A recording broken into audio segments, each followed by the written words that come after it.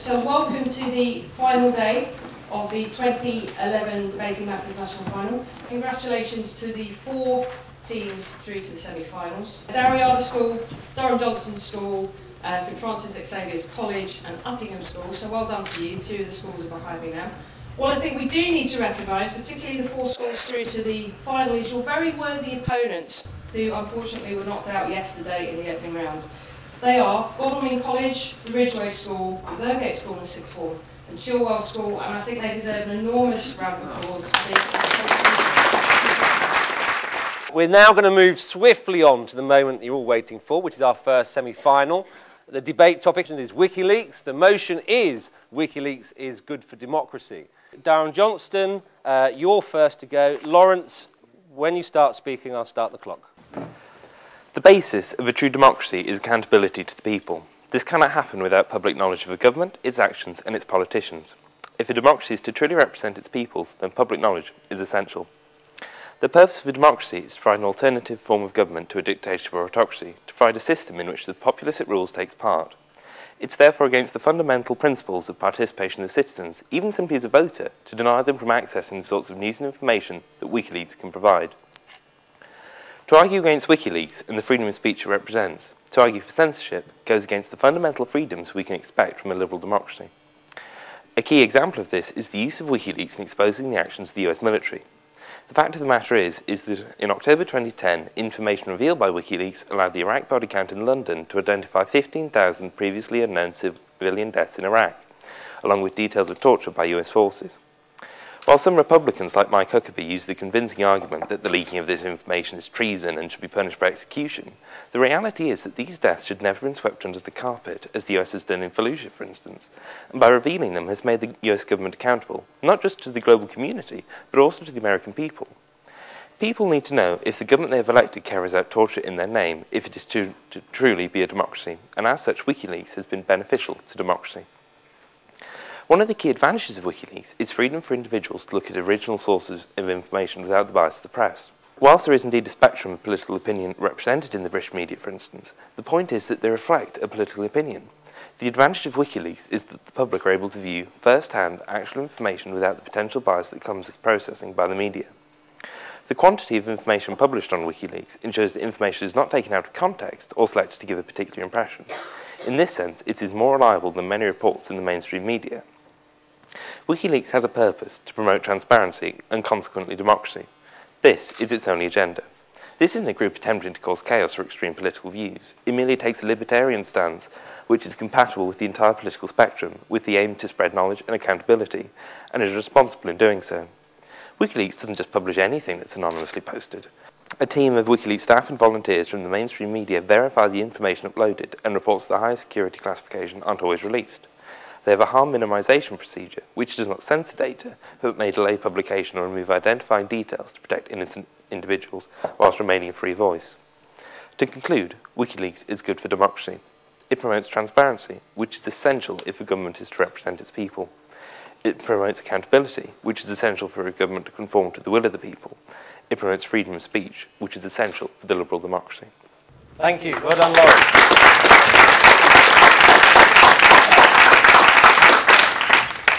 Okay, Matthew. No one voted for him. No one has a chance to get rid of him. He breaks laws with impunity, yet views himself as the defender of freedom.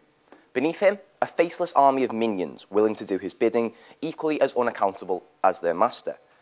Ladies and gentlemen, whilst this description could just as aptly apply to the Libyan regime of Muammar Gaddafi, this is in fact what Wikileaks is. Not an organisation which is good for democracy, but one which is actively harmful both to its principles, as I'm going to talk about, and to its practices, as Daniel will illustrate. So let's look at what a democracy is. The election of officials by popular mandate to represent and act in the best interests of the people. Now, by contrast, we have Wikileaks, a defiant, arrogant provocation of international convention by a handful of unidentifiable people that involved no consultation and no popular mandate.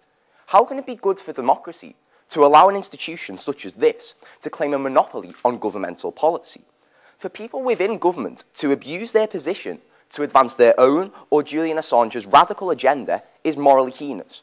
What's more, we have no mechanism whatsoever for holding them to account or stopping them. But also is important is the manner in which the site performs its leaks. There seems to be little to zero political purpose or reasoning behind their activity, just an obsession and a glorification of leaking confidential information for transparency's own sake.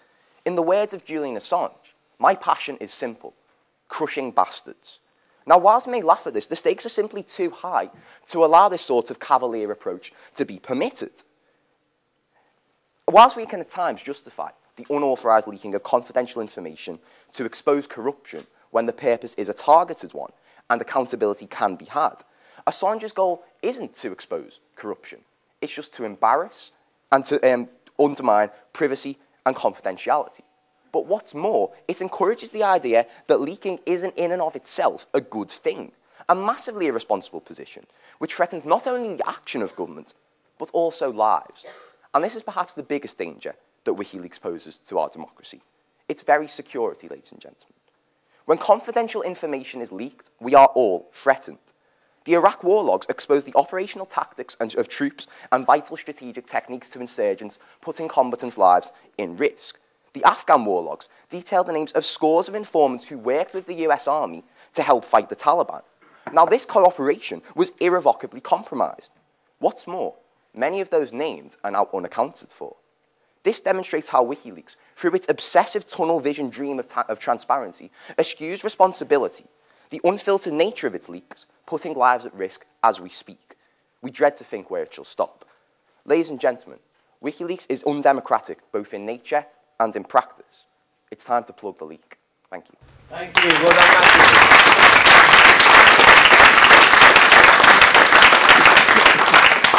Matthew. Okay, thanks, Matthew. Fighting talk there from Matthew. Louis, please, your turn. Lawrence has already discussed the implications of the WikiLeaks publications for democratic institutions worldwide with regards to transparency and accountability. My speech will address the role of WikiLeaks in relation to today's media.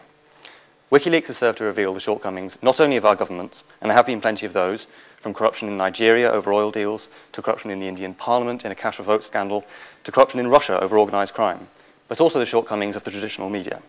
The premise that secrecy and backroom deals are the best foundation for effective government is one that's been put forward both by the governments themselves and by journalists. Think back to the time when journalists, rather than setting the agenda in interviews, actually asked politicians what they wanted to talk about. And it's not as though these practices belong to the 19th century and before only. In the 1960 presidential election, how many Americans knew about the seriousness of JFK's health problems? Since then, the media has become more fearless in its reporting, and that is a good thing. In almost all modern liberal democracies, not having an independent and investigative fourth estate would be inconceivable. But WikiLeaks has shown us that we need to go further. WikiLeaks has shown us first that there are things that the media can't do, and second, that there is information crucial to the principle of accountability that should never have been denied to the people. Consider the example of Barack Obama.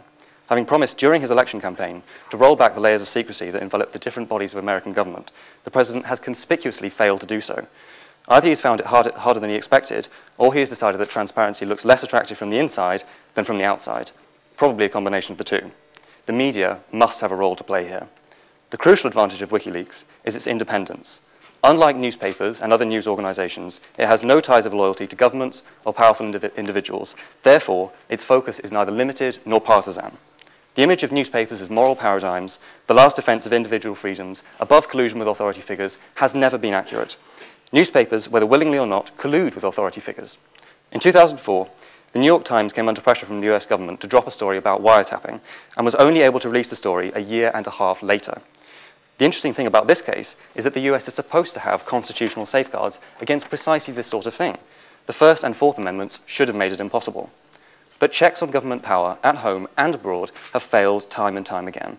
WikiLeaks is a step forward in this respect, and in the sense that journalists will need to rely less on government sources for their stories and can increasingly rely on the verifiable, hard evidence that WikiLeaks offers. But the availability of the facts doesn't just mean better journalism. It means that anyone with a computer and internet access can find out for themselves the interpretation they think is right. WikiLeaks is bringing about a fuller democratization of global political life. Better governance, more informed citizens, and more assertive journalism will be the result. WikiLeaks is good for democracy. Thank you. Well done, Louis.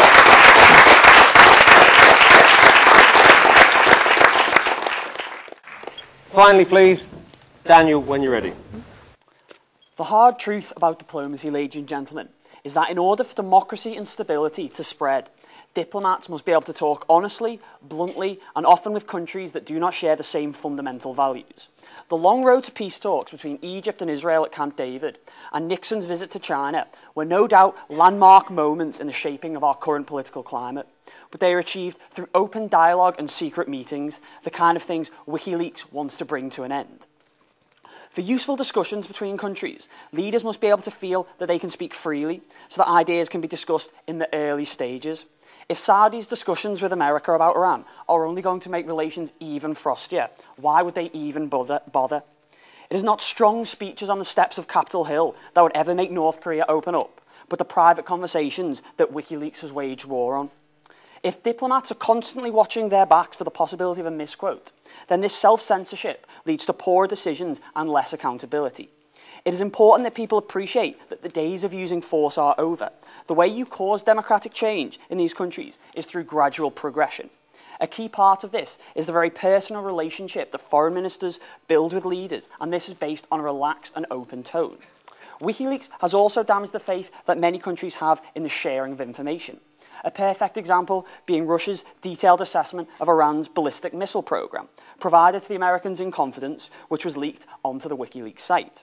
With baggage of mutual suspicion stretching back decades, you can imagine that they will think twice before ever providing information this sensitive again. Not only is there a damage to diplomacy, but it's also heavily damaging to the aims of WikiLeaks. It makes governments even more opaque. Bradley Manning was not the double-agent mastermind he is made out to be. He was instead a low-level soldier with fairly standard access. The natural response from governments then is obviously to restrict this sort of access even further, extend the idea of a need-to-know basis, and keep soldiers even more in the dark. When WikiLeaks itself is causing governments to become even more insular, it is going against its own aims and the free nature of democracy. The careless leaking described by my partner, shown by WikiLeaks, allows hardliners like Sarah Palin to use this argument to classify even more documents and stop the declassification of older ones, limiting the transparency of the state even further. We see a shift in democratic discussions from emails and letters to scarcely documented oral discussions. The business of diplomacy gets even murkier. WikiLeaks is a site without any clear motive or mandate. What makes it more dangerous still is that it leaks without any serious considerations of what the consequences are. When diplomacy is damaged, so is democracy and stability. And it's for those reasons WikiLeaks is bad for democracy. Okay, well done, Daniel. Thank you.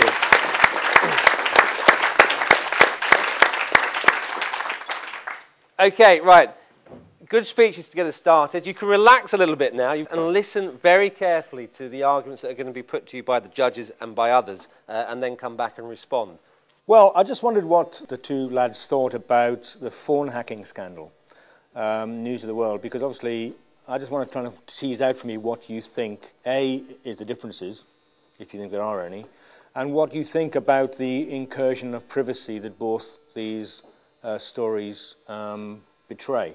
The ability to actually kind of pry into people's private correspondences.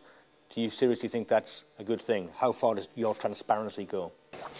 How do you prevent WikiLeaks from being a hindrance to the efficient running of the security services? Okay, thank you. And Kimberly, please. I'm just wondering, all the claims of impartiality that WikiLeaks makes, do you think they might perhaps harbour a very partial hostility towards America? Okay, thank you. Three excellent questions for you. Austin, I think your point about phone hacking, the big difference between phone hacking and WikiLeaks is that phone hacking looks primarily just private lives. WikiLeaks isn't primarily just about private lives, it's more about uncovering what's going on inside governments, inside institutions. That's the main difference, and that's why WikiLeaks is something that we'd favour in a way that we might not necessarily do so in every case with phone hacking scandals. Okay, thank you, Lawrence. Lewis. In response to Kimberly's question about impartiality, I think this is actually a problem of the wider discourse actually around WikiLeaks, because what people tend to do is focus on the US embassy cables, and while that is, as was mentioned by James Ball a couple of days ago, the biggest leak, that WikiLeaks has published. It's far from the only leak, and it's not as though WikiLeaks has gone out of its way to get that information. That information was provided for WikiLeaks, to WikiLeaks, by Bradley Manning, and it's also revealed stuff before then and after then. Stuff to do with Trafigura. It used to focus on different governments, actually, in Iceland, Nigeria, as I mentioned in my speech, stuff to do with Russia. So it's not as though there's an anti-American bias. Their homepage, which is their star turn, is very American and anti-American driven. So I think your argument doesn't quite hold water there. I think that's a good point to make, but the reason that people are more interested in that sort of information is that precisely it exposes contradictions between public policy and between private actions, and therefore hypocrisy in the American approach to diplomacy and global affairs. The thing is that, frankly, from North Korea and Iran and places like that, we expect sort of, fairly extreme actions in private from their extreme words in public. But the American agenda, surely, as they've been telling us, is to promote democracy and indeed transparency worldwide. That's what they claim to do anyway. And when sort of we have information, as you've been talking about, say of Lawrence mentioned 15,000 extra deaths. Cases of torture, 1,300 new cases of torture have been revealed in Iraq by the Iraqi security services, and 300 new cases of torture by American security services. That information is more interesting precisely because we don't really expect it of our democratic leaders. And I think that WikiLeaks will help the US security forces become better when they have to be accountable to civilian deaths, to torture, to other human rights abuses that they make. So in that respect, I actually think that WikiLeaks will make the security forces more efficient at doing the job they're supposed to do. It has actually been quite responsible in stuff that it has released.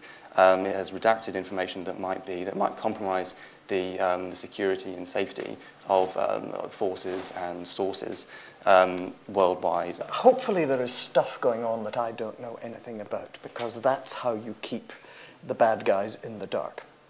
And by opening this all up, I don't believe that you've answered my question, because you were talking about military operations, and I was talking about national security, and I think they are two quite separate issues.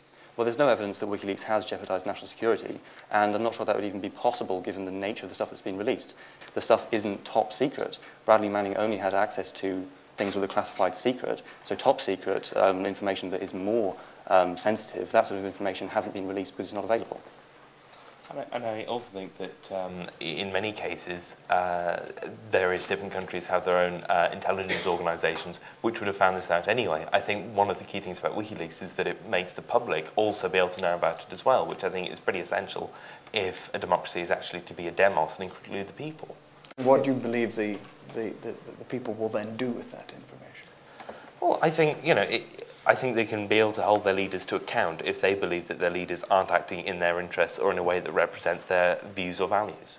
Let's come back to a couple of questions earlier asked by Kimberly. On Julian Assange, when he was speaking at the New Statesman debate, said the only time that we know that information is legitimately secret is after it's been revealed.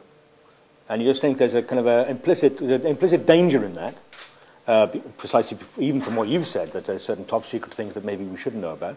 But also it's a terrible attitude, isn't it? That we automatically, the automatic assumption is that people are withholding information. There's an automatic assumption of fear, of dread, of suspicion. And that's a really bad starting point for society to come at information from, isn't it? Well, I think, to be honest, that actually the WikiLeaks publications are likely to lead to less fear and suspicion. If we know, for certain what is actually going on, then we can be sure about the policy that, that nations are actually pursuing.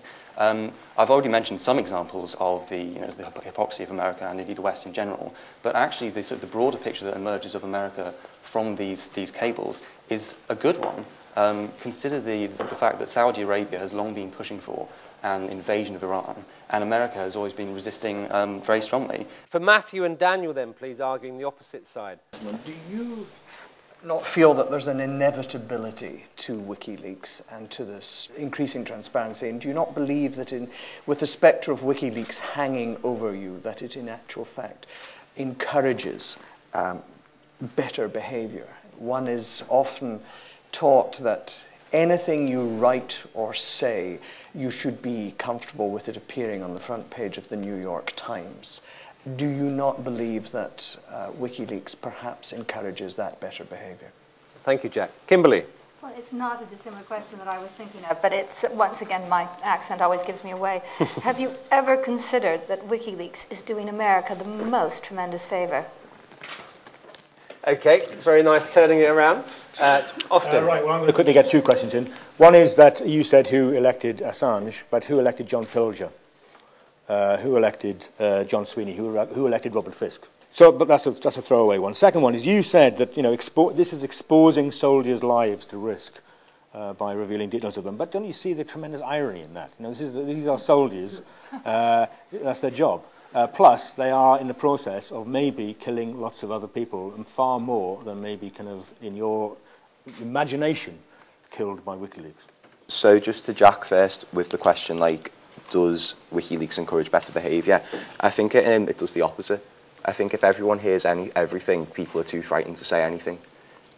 So the idea that like the cables that were exposed by Bradley Manning were available on 3 million computers within the US government and like US networks.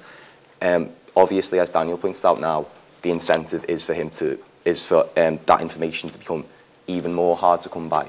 And I think like what you actually do is just breed greater opacity, because now what WikiLeaks does, having the spectre of WikiLeaks hanging over you, doesn't encourage you to behave better. It encourages you to do everything in your power to make sure that information can never, ever get out. So I think that our opposition are completely contradicting like their own aims by saying that WikiLeaks encourages transparency. I think it does the opposite, encourages people to hide more of the time, which is like a bad thing, I think. It might be a good thing to hide more information, that this might be the thing that it makes America tighten up its security. It might be the thing that makes America pay attention to lazy, that maybe it's disrupting a dysfunctional government. I think there has to be a trade-off though. I think there is a balance between what needs to be known and what needs to be secret. And I think what WikiLeaks does is it doesn't make that distinction. So what we had was with the diplomatic cables was basically just diplomatic tittle-tattle, people saying like funny things about other leads. Like we can all have a laugh at US diplomats calling Medvedev Robin to Putin's Batman. But actually that's quite harmful if that's like if people think that countries are trying to embarrass each other, or if it's just like basic information starting to get out, then I think, as Daniel was saying, like you encourage greater suspicion within diplomacy. I think that's a very bad thing. Is WikiLeaks doing America a favour? I think there's kind of two different sides to this. I think you've got to think, does this actually kind of increase the overall like transparency of the government? I think like the question is, the answer to that question is, as we've discussed, we think no, because it gives them a reason to hide things more. It allows a scapegoat, this man who's kind of attacking America so violently. It allows him to be allows like the shift and them to sort of shift the blame for like when these things come out. Who are you actually going to be mad at? It's this guy rooting through your nation's computers. And then on this next point of like when they do come out, like are the repercussions as good? But I think what I always think when I'm thinking about this is, if you look at Abu Ghraib, what happened, the picture of that man standing with his arms stretched out with the bag over his head became a symbol of like the bad things we're doing in the Middle East. It became a symbol of how like we've lost track of what we're doing and it's getting out of hand. What's actually happened now with what is essentially quite damaging stuff through the WikiLeaks material is it's been shifted. They've dodged the bullet essentially. We don't talk about what's actually happened because they were quite like horrific things themselves. We talk about WikiLeaks, like we're here today talking about WikiLeaks. He's the one on the headline, WikiLeaks leaked this. It allows them to kind of shift the blame. It allows like what would essentially be like it allows the warmongers to kind of start like calling Julian Assange the terrorist, and it allows what the actual atrocities are to kind of completely be quite easily shifted out the limelight. And so in that way, I think it's quite damaging to America's foreign policy. And then on Austin's question about the soldiers putting their lives at risk, I think obviously when you sign up to the army, you sign up to knowing that you're putting your life on the line. You don't sign up to thinking that, as they said, anyone with a computer can access the information of your operations, of your tactics. I think that's massively harmful. I think the army undoubtedly has a duty of care over its combatants and has to ensure their security and has to ensure their safety as much as possible. You can't have that if any Taliban insurgent can get all of this information. And I think the idea that the way it's exposed atrocities by these soldiers, there are better ways of doing that. So what we want to encourage is greater documentation of civilian deaths, greater documentation of atrocities and more. And the way you do that is through lobbying government, pushing it through the democratic process, rather than what we've spoken about with WikiLeaks, which encourages them actually to do anything they can to cover up this information. So effectively what you're saying is that Assange has done actually quite a good job in flagging this issue up, and now you're recognising that there's a need for a bit more internal transparency. I think there are two types of information which WikiLeaks releases. Well, three actually. The stuff that we simply don't need to know, which is the diplomatic, most of the diplomatic cables. That's harmful in shifting the debate onto something which isn't actually important, and as Daniel talks about, embarrassing diplomats. Then there's the information that we just simply shouldn't know. The names of informants who were working with the US to try and defeat the Taliban. It's massively harmful that gets out. And then I think there's the information that we actually do need to know. And we're not going to say like every single bit of information which WikiLeaks has released was a bad thing. Like some of it we're quite glad came out. We're quite glad that we know about the collateral murder video. But there are simply better ways of getting that information out. So for example, I think like, there needs to be some sort of filtering, there needs to be targeting there. You need to be bringing out this information with a specific political purpose so that you can actually get to the root of that issue.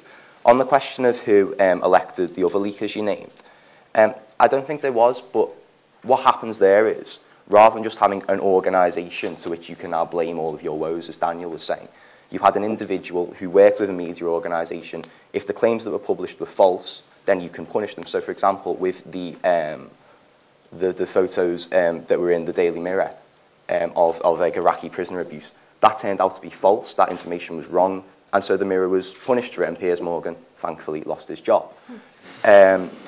So I think that's the better mechanism from going about it. So even on the information that we do need to know about, I think WikiLeaks does us a massive disservice. But don't you think WikiLeaks is just, in a way, a part of America's First Amendment rights, for instance, in America, this freedom of speech, which is... Do you want to discuss this? Yeah, I think there's an idea that, like, especially when it comes to like soldiers on the ground, when their lives are being put at risk, I think it's really quite easy for us to kind of throw these massively ideological ideas. Oh, we need to know everything you're doing, we need to know the mechanisms of how you're doing it. But I think when you're like in a practical situation, you have to sort of take a step back and say, well, people can die if this stuff gets out. People are going to be less willing to cooperate if their names go out. So I think you've got to look at it from like quite a pragmatic, practical point when it comes to issues like that. And if you want to defend free speech, I think free speech is less likely within government with WikiLeaks around, because now I think that people in government need to have time and space, as Daniel was talking about, to be able to discuss ideas which may seem controversial, which may seem unthinkable, and actually be able to speak their mind without fear of it being coming back. Like Austin, you were saying that you should be held accountable for whatever you write. Oh, sorry, no, I think it was Jack who said that you need to be held accountable for anything that you write down, and anything that you say you should be happy to share with the world. I simply don't think that's true, because otherwise you're going to get the most bland, boring politics, where people just say what they think is going to make a nice soundbite for the press. I think there has to be serious, high-level discussion of controversial, seemingly unpalatable ideas, and then what you do is you produce a policy, you produce manifestos, and that's what you're held accountable for, and that's what you need to share with the world. I'm just kind of keen to find out about the so-called end of deference era in which we're living in. So basically, Assange surely exemplifies that thing where basically he's saying, I'm going to stand up to put truth to power in a very kind of direct way. I mean, you haven't really fundamentally addressed key point he raises, which is that he's an individual. You're making him sound more powerful than the state, right? And there's the state where he's exposing them. He's actually collapsing the idea that we should be, as journalists or as investigators, deferential to authority. I don't think there should be deference. I think what Julian Assange actually does, though, is highly childishly, with this sort of tunnel vision on, oh, government is bad, there's men saying things we don't know about. Good. There are things I don't want to know about that my government says. Like, I think like the fact that in the build-up to the assassination of Osama bin Laden, we didn't know about that information. That's good. I want people who've got a high level of expertise, high levels of information, to be able to make decisions which give me security. Like, the idea of representative democracy isn't that you get to have a say on absolutely everything. Otherwise, you'd just be holding referenda every 5 minutes. What it is you elect someone to best represent your interests, and then there has to be some degree of deference. You hold them to account, but they need to be able to make decisions. Okay, well done. Right, well done both teams. That was a tough line of questioning. Now it's up to the audience to test your mettle, and they look like they're ready. James King, Burgate School. First question for SFX. do you really think that governments have the right to keep secrets from people? And to Durham, when WikiLeaks released that list of kind of infrastructure and sites that were considered to be critical to American national security, what was the point of that? What purpose was that trying to serve, other than provide like a terrorist hit list for stuff you can attack America with? Fiona Miller, Godalming College. For the proposition, if WikiLeaks is screening the files, which it is leaking, and it is filtering them, how do we know they don't have an underlying political agenda for what they are releasing? And for the opposition, you seem to contradict yourself quite a lot about whether transparency in government is a good thing or not. You say that WikiLeaks will make this government too transparent and therefore politics will be bland. But then you also say it won't make it transparent enough and that will harm diplomacy. Which is it? Which is good and which is bad? And what is WikiLeaks actually doing? Tim McConnell from Chilwell School. This is for SFX. You categorise leaks into 3 different categories: things we need to know, things we don't need to know that are a bit damaging, and things that we sort of are interested in, but they're really damaging and they hurt individuals. Who gets to decide which is which? If not Julian Assange, why should Rupert Murdoch or why should Barack Obama get to decide? Okay, thank you. And your colleague next to you? Robert Allen, Chilwell School. You have the idea that transparency is good for democracy. I'm not disagreeing, I'm just wanting to say, give me a literal reason why it is, and rather than just say the word essential.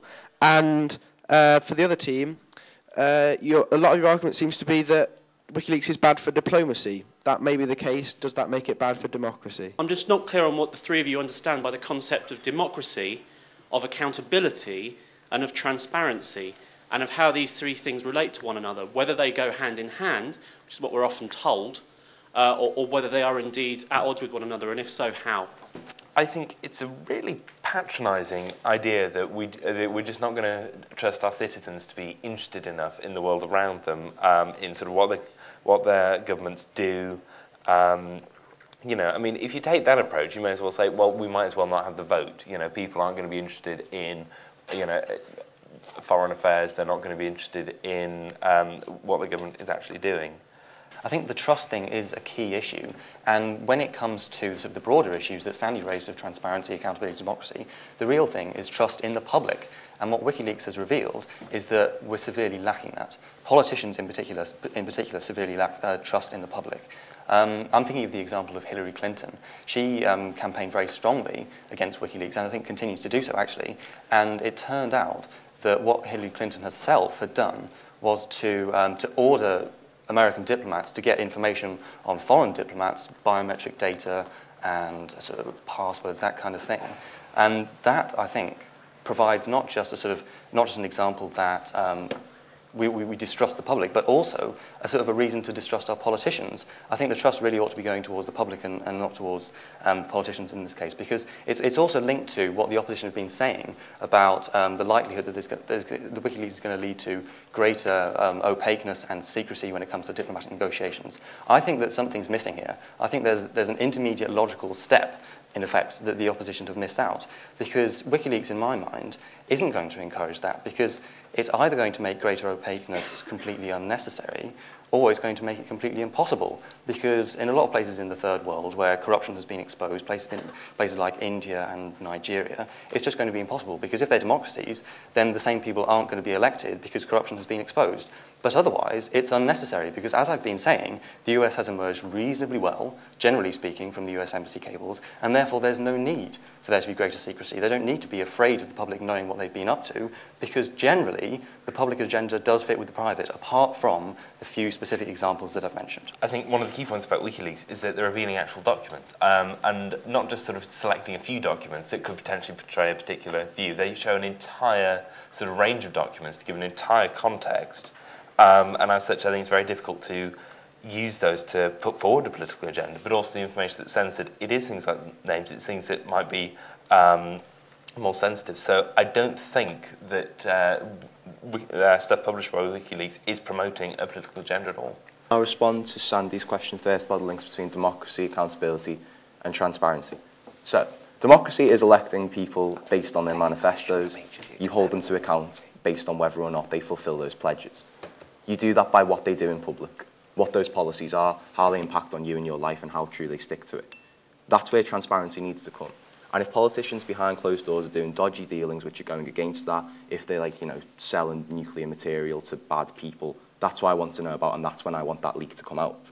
It probably hits another one of the questions about who sets the agenda. The best way for that leak to come out is when an individual takes it upon themselves to expose that because they realise it's incredibly bad for national security.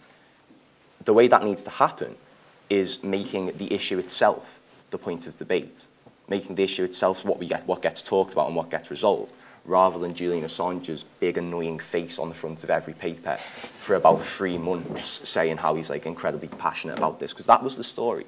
That's what people are talking about, that's what this debate's about.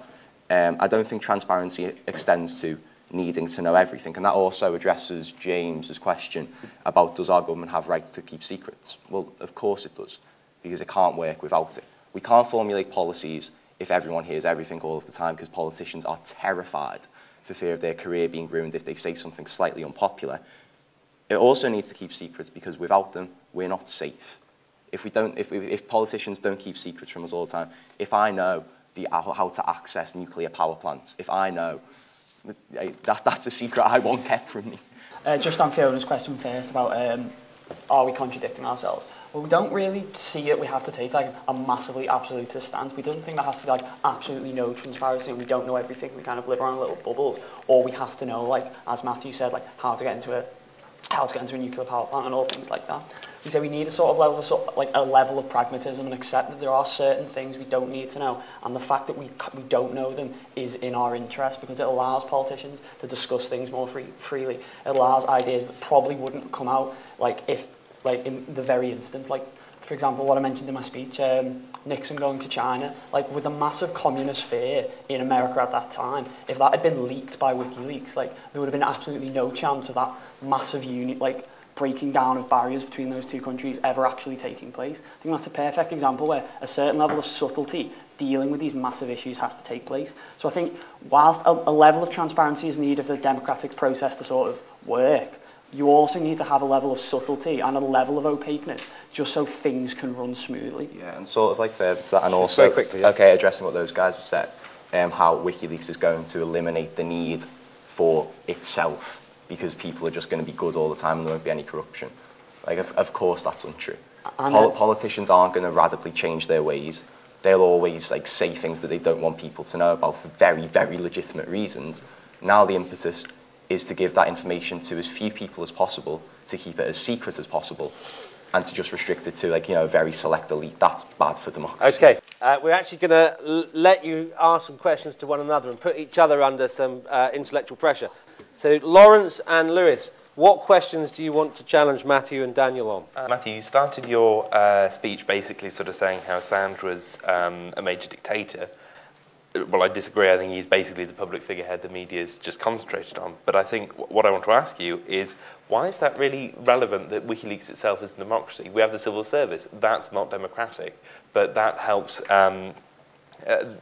democracy. And I think in a way, isn't it better that we have an external organisation not linked to any government in any way that can, in a sense, regulate national governments in a way that perhaps the UN hasn't been effective in the past with American influence. Okay, hear the other question and then you can come back.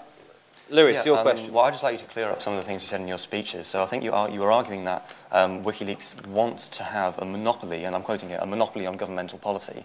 But then later on you also said that there was little purpose to the WikiLeaks releases. That seems to me to be a contradiction. I'd like you to clear up. Lawrence just said it's democratic to have an unelected organisation regulating government.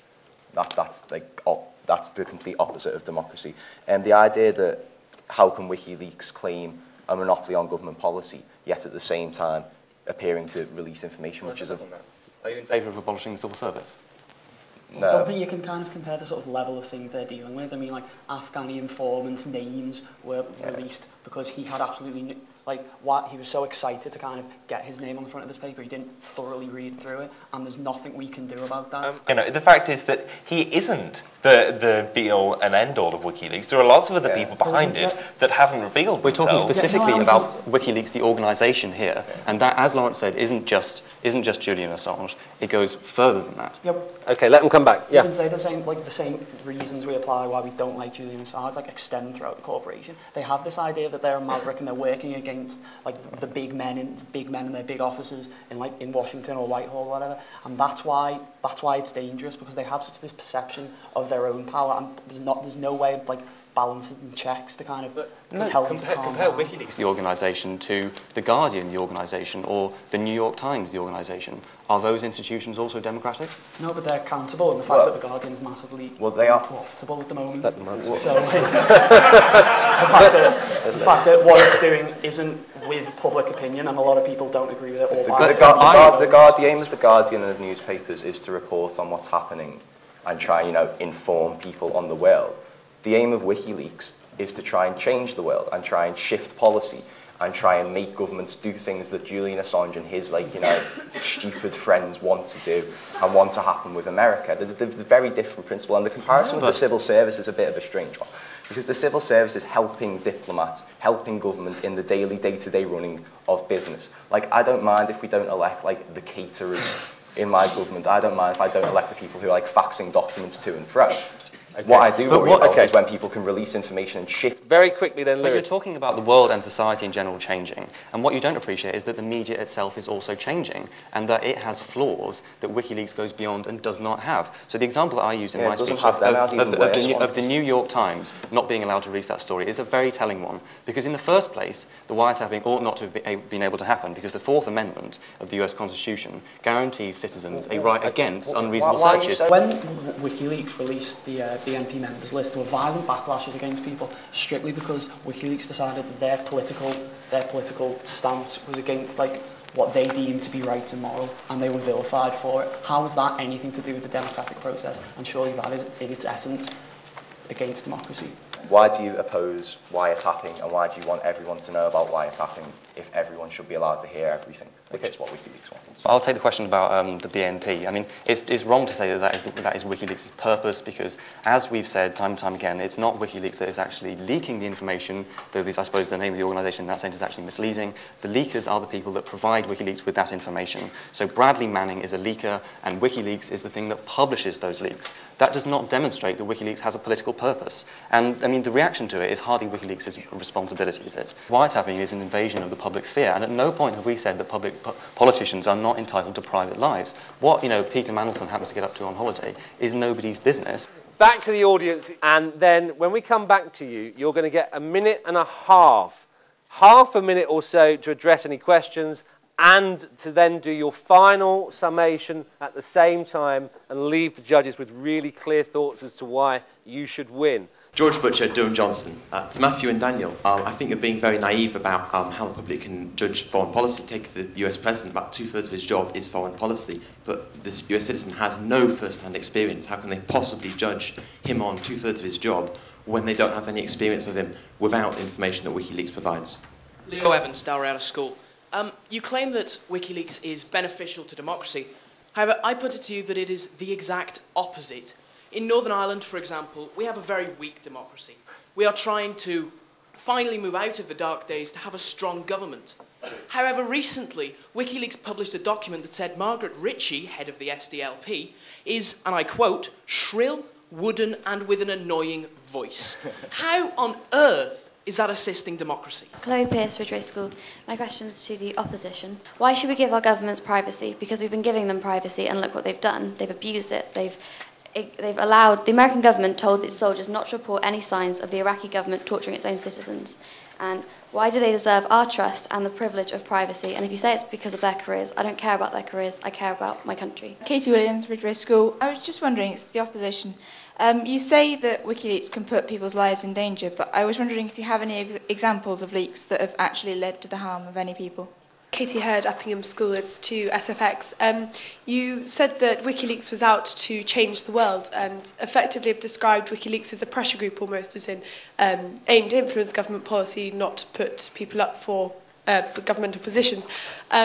So would you be against banning pressure groups as a whole, as they're an integral part of our democracy?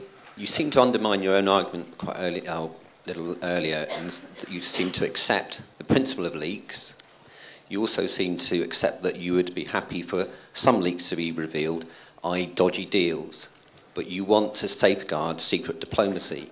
What if that diplomacy was actually about a dodgy deal selling nuclear secrets to a country which we didn't want to have? Lawrence, please. Democracy is for the people. That's why we need people to be involved with the process of government as much as they can. That's why they need to know as much as they can. And any politician can add spin, but we need to actually know what they are doing, how they are acting, how are they representing our interests, if a government is actually to represent our interests. The significance of WikiLeaks is that it is whistleblowing, which has happened for centuries, and is a key part of a liberal democracy, but on a greater scale than ever before. And I think one of the key points is that, okay, something like the New York Times can be held accountable, true, but it has also been censored, as we have seen. That's the value of WikiLeaks. It's an international organisation which, okay, you say it can't be held accountable, but on the other hand, it can't be censored, it can't be controlled in a negative way by governments hoping to push through different ideas. Thank you. 3 types of leaks. Stuff that we don't need to know first. This is the tittle-tattle of diplomacy, the stuff when we hear people have got stupid voices, or when we hear that Japanese diplomats like World War II videos, and it does nothing but embarrass these people. WikiLeaks is harmful by doing this because it inflates the importance of these issues and make them seem like the issue, but then also it sort of freezes up the cogs of diplomacy because it's heavily reliant on people forming close personal relationships. Then there's the stuff that we shouldn't know. There is stuff that we simply can't know within government. We can't know the secrets of how to launch missiles. We can't know what people think about each other the whole time. We can't know very intricate foreign policy details. This needs to be kept secret. WikiLeaks doesn't seem to sort of make this recognition and make this concession just by deeming any sort of privacy really, really bad secret simply because, well, you shouldn't whisper, it's naughty if people can't hear. Finally, the stuff that we do actually really need to know. If governments are doing dodgy deals, that's when we would support a leak. That's when we would say that a leak is good for democracy. As such, we probably wouldn't say that the New York Times was bad in leaking the Watergate scandal because that proved that people organising break-ins and diplomacy was breaking down. If WikiLeaks had released that information, Nixon probably would have lasted out his term because people would have been distracted by Julian Assange rather than him. WikiLeaks releases what we don't need to know, what we shouldn't know, and actually when it does release stuff that we need to know, it does it in a really bad and stupid way. Thank you. Right, well, first of all, I'd just like to draw attention to some of the essentially ad hominem arguments that have been made by the opposition throughout. Ad hominem, I say, because they've been speaking so much about Julian Assange, and in particular his face. Can anyone tell me why it's so important to know about Julian Assange's face? Why it's been mentioned more than one time? I hope it's not going to sway the judges, because in my mind, it shouldn't, and it has no impact whatsoever on whether or not WikiLeaks is good for democracy. Secondly, I'd like to draw attention to a contradiction that again has been made throughout by the opposition. First of all, they mentioned that WikiLeaks is aspiring to have a monopoly on governmental policy. I quote. And then they've also been talking about diplomatic tittle-tattle. Well, either the stuff is important or it isn't. They really need to make their minds up. Another point that I need to make, both because of questions and because of what they said, this point about lives being put at risk, both of forces and of the sources that security services use, there is zero evidence for that. And the reason that that has been assertion is that because it is only assertion so far, they've not given you evidence because there isn't any.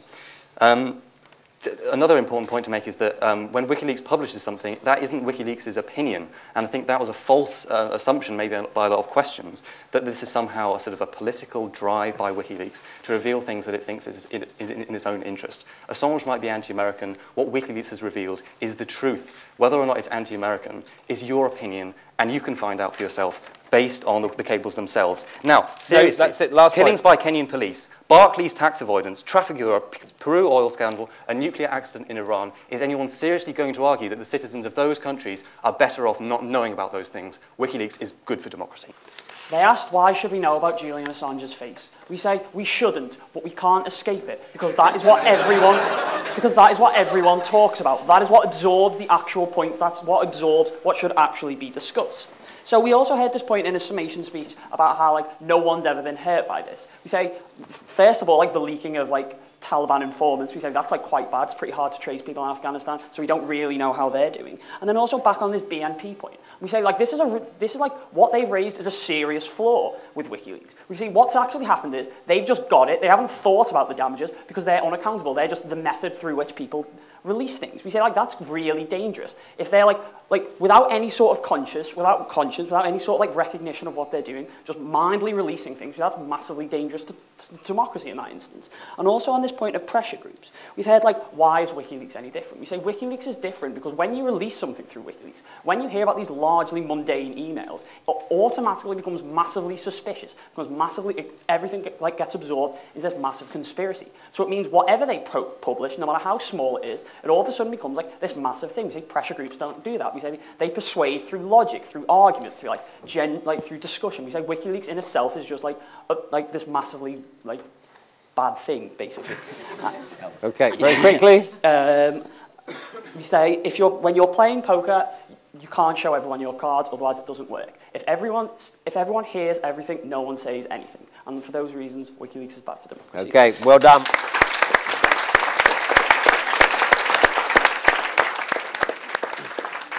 Well done, both teams. Let's find out what the judges made of that debate and what feedback they've got for you. In your discussion, you talked about the medical history of JFK and why we didn't know about that. The implication being that had we known about that, that somehow or another would have been good for us and we might have changed I'm not terribly sure what that was going to be. The ultimate in confidentiality is between a doctor and his or her patient. And so I was more than interested to know how that information was going to get into the public domain and what difference that was going to make. So I felt you didn't really develop that. And the other thing that you never really talked about how you verify the information that is in WikiLeaks. The fact that someone said it doesn't necessarily mean that it's true. And I was interested to know just exactly how you were going to focus on the verification of the information that got leaked. Okay, thank you, Jack. Kimberly, what would your feedback be? I felt with Durham that you had to start off and you were rather nervous. And I had a lot of trouble, particularly with one of you. I was straining to hear your points. You were making such good points, and I wanted to know what you were saying, and I couldn't quite catch them. And I know we're not style-driven here, but setting up for us to understand is I think, a good thing. You talked about journalists having information from other than government sources. You made that one of the planks of your argument, and yet the embassy leaks are government sources. And you also, in a way, expressed the idea that this was something new, that you would have information other than government sources.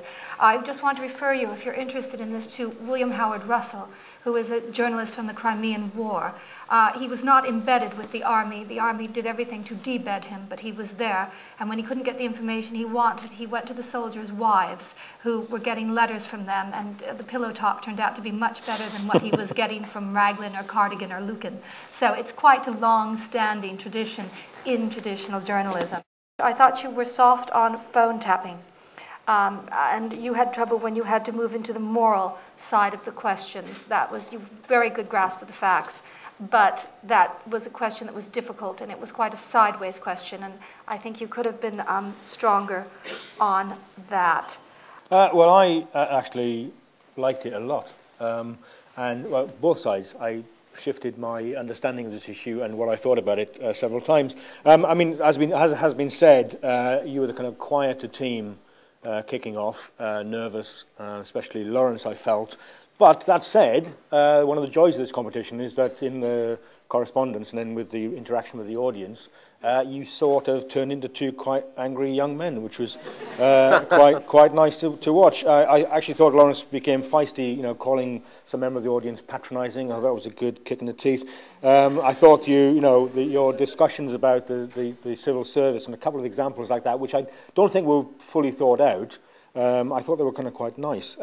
Similarly with Louis, the anti-American nature of the question that Kimberly asked you earlier, I thought you sort of were wrong to keep mentioning it, given the fact that Kimberly's right, but you then, but then in your summing up, you acknowledged it really nicely. I wish you'd done it a little bit earlier, funnily enough. But I mean, it's also the fact that, just in terms of the issue, I just feel it's a bit like, there used to be an old, you wouldn't remember it, old T-shirt in the 70s which said, you know, even though I'm paranoid, it doesn't mean they're not out to get me. And I felt that you kind of should have done that with this side of the argument. The fact is that they're playing on the fact that they're saying you're paranoid, that, you know, we shouldn't reveal all this information. Actually, maybe it's a worthwhile reality check on over powerful government. And I think you sort of get in there, but I don't think you fully developed it. But it was a really, really fascinating conversation. Okay, great, thank you. So turning to Matthew and Daniel, please. We'll start with Kimberly this time. I was going to say that, I think particularly Matthew, I heard the words minions, morally heinous, dictator, and then we got down to, well, that's stupid. And I felt that we got a lot of invective, but occasionally I did think, where's the beef? You know, and I felt that you set up a really clear and emotional pitch, which had a great appeal for me, but I think that I would have liked a bit more information from both of you occasionally. One of the things you did that I liked very much is that you set your debate up, and once again, I know it's not style-driven, but if you're listening to someone, you set up what the two of you were going to do, and then you did it to a certain extent, and that made it easier for me to listen. I was able to grasp and agree and disagree with you more strongly because you did that. I felt very much that you emphasized the softer bit of WikiLeaks. You stuck a lot with the embassy. Now, the embassy is easier to do because they are a bunch of diplomats who are, and that's a lot easier to defend than a soldier, which in the end does translate to a killer. That is what they are defending, and they have to kill. It's easier to defend the embassies than it is to defend soldiers murdering civilians, and I think you tended to stay slightly in that safer zone. You said WikiLeaks has no motive. I think it would have been a strong argument to argue that WikiLeaks has a pretty strong motive. You also did something I thought was terrific, which is you gave us an alternative. When you talked about why WikiLeaks was wrong, you then talked about the need for greater documentation of civilian deaths. So when you close the door, you open the window, and people like that. No one likes to just simply be told everything is wrong. Sometimes we like to be told what can be done to do it right. But I think also in identifying the fact that some leaks are okay, though that makes real-world sense, I don't know if that's a weakness in a debate. That could have, as they pointed out, been a weakness for you. The other thing is I think you missed a trick on the media, because right now we are all in the midst of discovering that WikiLeaks, having fallen out with The Guardian, has now gone to The Telegraph. Now, if you read The Telegraph track record on WikiLeaks, Janet Daly and their bunch of commentators, The Telegraph is so against WikiLeaks, and yet they are now in bed with them. Of course, the reason is that to make money. So WikiLeaks is aiding and assisting The Telegraph in their monumental right-wing campaign to make money. And this is very current, and it would have been a good trick, particularly for this audience. Well, very, very strong. When I asked my first question about did it not encourage good behavior, you came back and said it does exactly the opposite, and I felt that was very strong. It was actually the Washington Post that exposed the Watergate information. That came from the audience. And I think you also repeated it here on the platform. So it was them. I was surprised that you didn't explore how disaffected some of Assange's previous colleagues have become with him and with the whole process of WikiLeaks. Those are people who are in the inside, who are presumably driven by the same motives, and yet they have now become very disaffected and started speaking against him. And WikiLeaks is a brand. There's no separating, whatever its mission or goal may be, you can't separate it from the man who created it. And finally, I was disappointed that neither team had researched into, it's the Institute of Ideas, Pfizer debating matters, and that no one had actually looked into the Pfizer WikiLeaks episode from Nigeria, which provoked people to say, boycott Pfizer, it is time to make our drugs for the benefit of the people. I don't see where you go with that, but If you want to go out and make some pharmaceuticals, then let's all Okay, try it. another debate coming on, I can feel. Austin. I think they didn't want to piss off the judges, Jack. Right, well, I liked your style.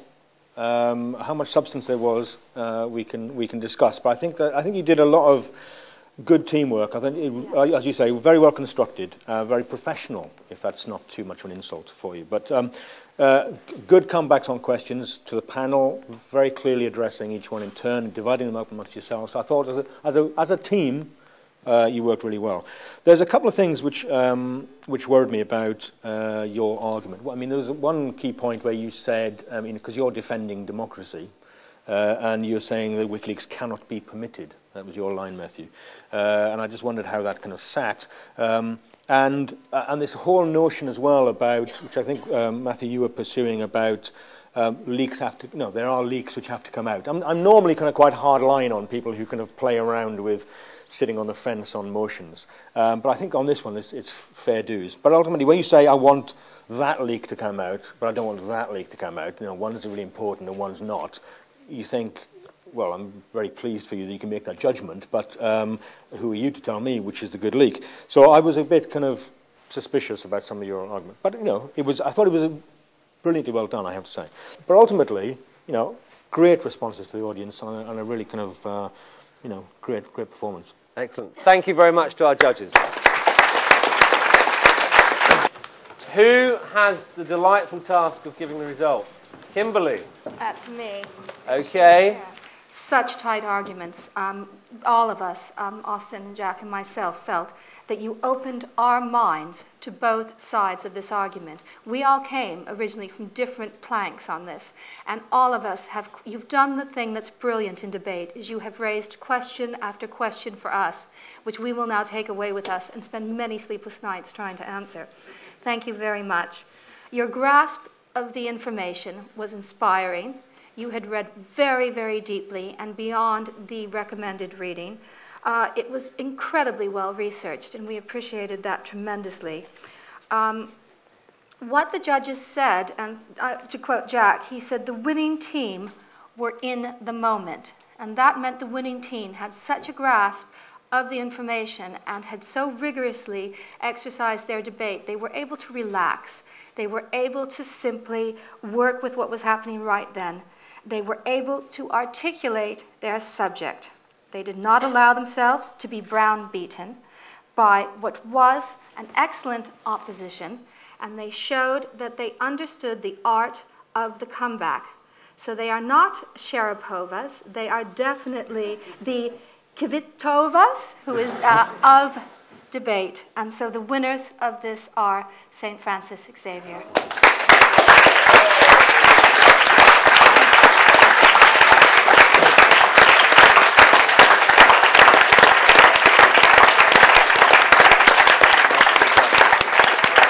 Okay, well, congratulations very much to SFX. Commiserations to Darren Johnston. But the audience, you'll be interested to know whilst you're around, a very tight decision gave it 38-34 in Darren Johnston's favour. But there you go, it's a judge's decision that counts. So congratulations to SFX. Thank you very much to our judging panel.